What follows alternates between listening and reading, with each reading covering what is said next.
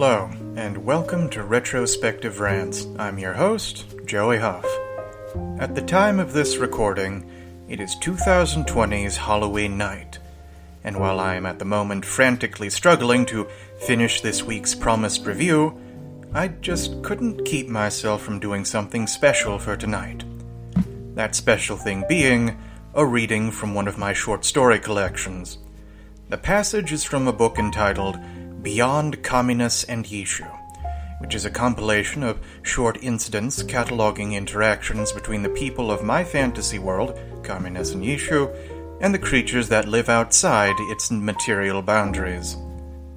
Each story is titled with the name of the particular entity in question, with this one being called Voko. With that out of the way, I ask you to sit back and listen to this concise but memorable tale. Enjoy.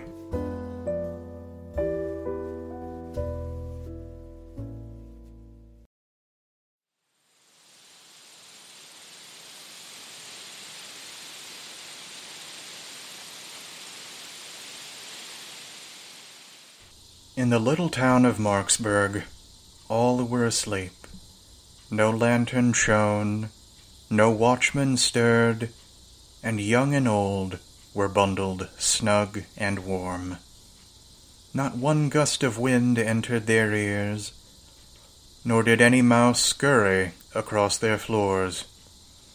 All was quiet and peaceful, until a strange and unearthly sound stoked not their hearing, but instead brushed their most inner feeling.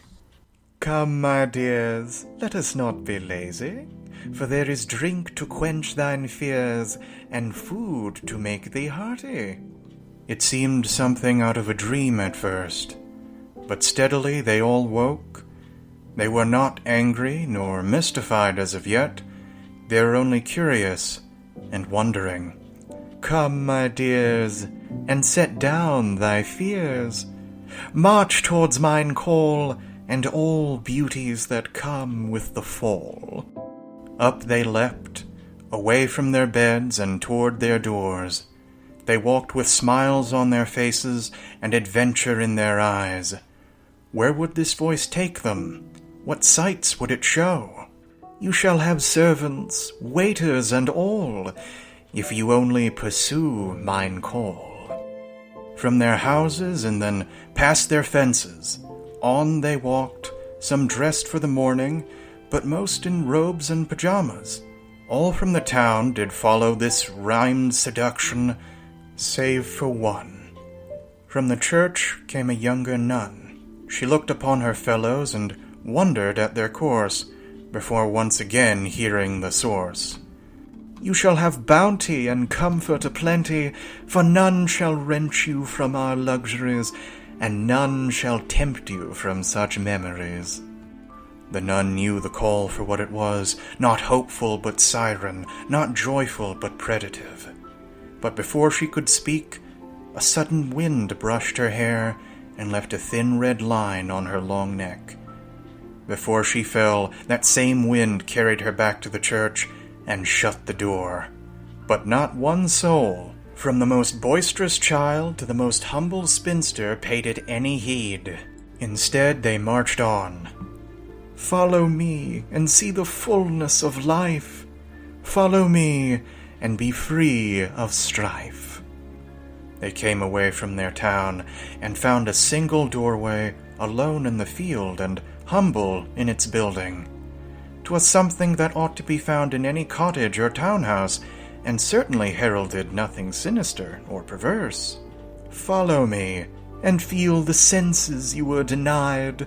Follow me, and embrace the pleasures you have defied." By their own hands did the door open, and through it did they go, every man and woman and child that called Marksburg their home. And in this new place they found the grandest and most bountiful dinner table that was ever laid. Sweetened fruits, tendered meats, and tantalizing spices were presented for their every craving. "Rest, mine loves, and partake in thine feast." They all sat in their cushioned chairs while beers and sweetened drinks were served by muscled servants and hourglassed maids. The people of Marksburg ate and drank, with no cares or inhibitions. Rest, mine loves, and indulge thine inner beast.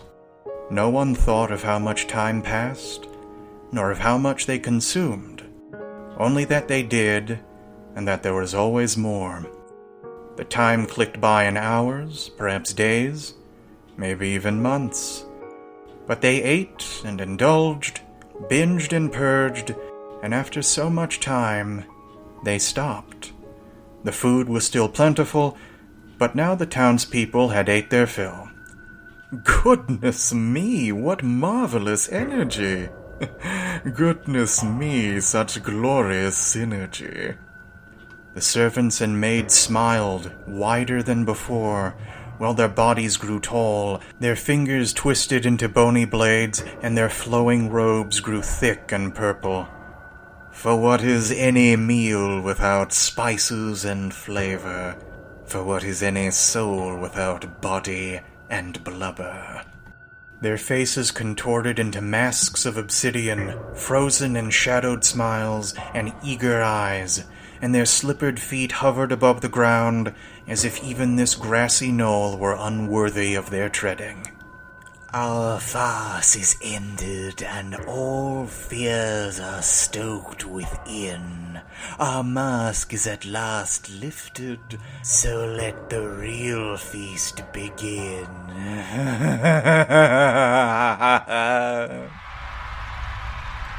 The screams of that feast did not go unheard, for the denizens of that great beyond, though immune to the temptations of their siblings, have all the time in the world for earthly sufferings.